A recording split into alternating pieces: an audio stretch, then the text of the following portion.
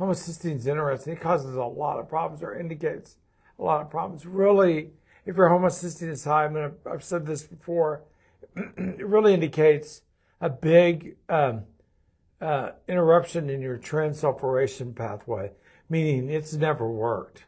You can't detox. You can't convert homocysteine to glutathione. That does a lot of really weird things to your bodies. This is what I'm finding. PCOS and homocysteine. All the PCOS patients I've treated lately, strictly anecdotal, probably 12 in the last, since I kind of started considering this, seem to have a bad homocysteine problem. So that's why they always have so much inflammation, hurt all over, and become infertile and stuff like that. Typical homocysteine, hyperhomocysteinemia, as it's called, HHCY, sorry.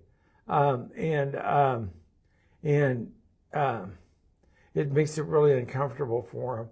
Also, all the fibromyalgia patients I've treated recently in office and stuff or over Zoom, it's really a nutritional problem more than anything. Seem to have a homocysteine problem too, which is weird. But it isn't, because they can't detox. They can't get rid of heavy metals like copper very easily, excess copper. So I can understand why they have their fibromyalgia, because if your IL-8 and MCP-1 are really high, it causes a lot of muscle inflammation and pain, and you can't detox properly.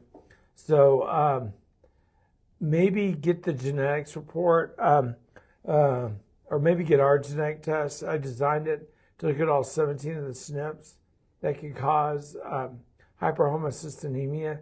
I don't think there's another test out there that'll do it. If you have even one of those SNPs be homozygous, that's a disruption of your transsulfuration pathway, and you can't get rid of toxins. You can't convert homocysteine to glutathione, which helps you get rid of toxins, and it causes a lot of muscle inflammation and pain.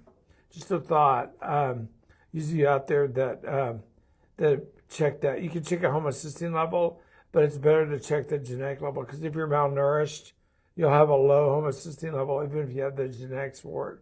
If you're not malnourished, then your homocysteine level will be normal, and normal for you might be quite high and very painful, but it also, they quit doing that, starving people to death in 2002 to lower their homocysteine.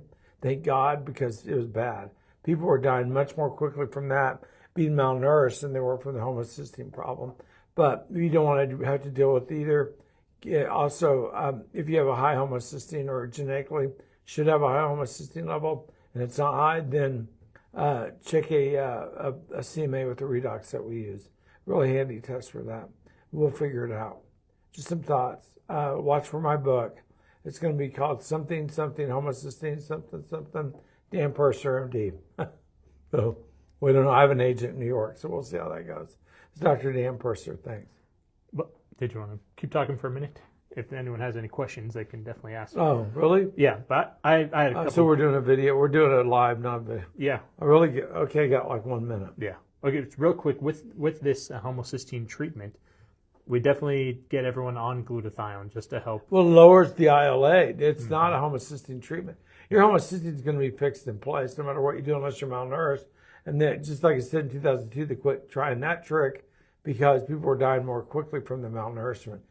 Being malnourished, even 1 or 2 vitamins, severe deficiency, is a real problem for your health and immune system, everything else. So yeah, but the glutathione lowers the IL-8 and the MCP-1.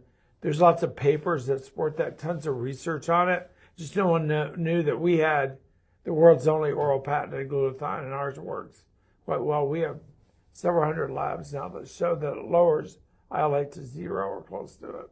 Yeah. It lowers it to normal, and people have a high one. So we have before and after. So we're going to be putting that. That's the last page we got to work on, Jackson. Yeah. But we will be putting that in there. So yeah, can't detox without glutathione. Oh, you need a lot of glutathione to detox. Yeah. So what's interesting, you were talking about PCOS, the connections to homocysteine issues, transsulfuration issues, as well as MTHFR and methylation issues. It's all interconnected.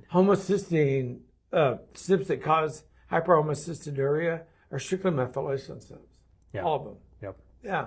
They're all under the MTHFR banner. And if you're homozygous C677T or homozygous A1298C, you're guaranteed to have a high homocysteine level unless you're malnourished. Yeah. And that's just falsely suppressed. Yep. No, so that's why exactly what we do in our clinic is the perfect treatment for it. Look at those methylation issues, balance out the deficiencies of glutathione, and I literally could do this all day long. Yeah, and you do. Pretty much. Yeah.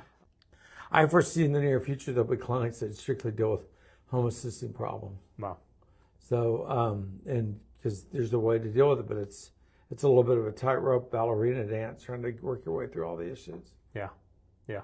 So, but homocysteine is the number one cause of kidney failure, and then because of those invisible heart attacks and strokes, they just knock people over. Yeah. And they're dead before they hit the ground. Crazy. Yeah. Crazy. Okay. Any questions? No, there's no questions in there, but They hate me. no.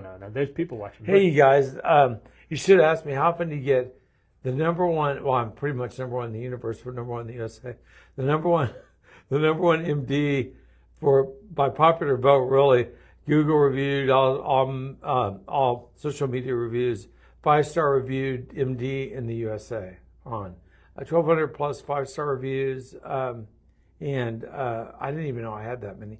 I don't even know what a review is, really. I'm 66. Why would I know what a review is? I've never left one.